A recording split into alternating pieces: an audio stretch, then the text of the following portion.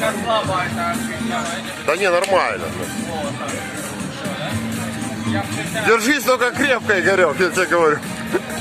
Ты меня не увидишь.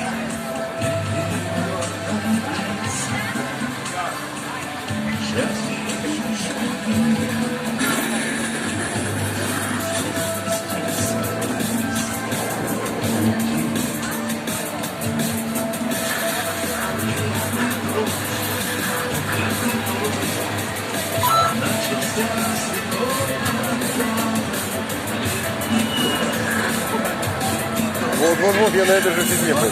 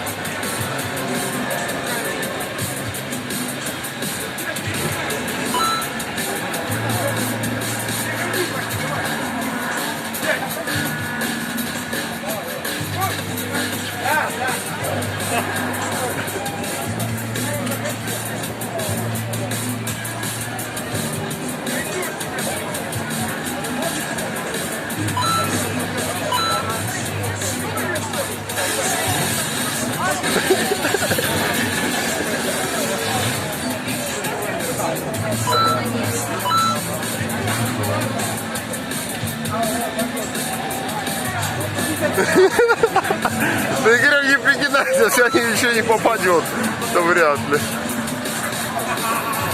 Это концовка, по-моему.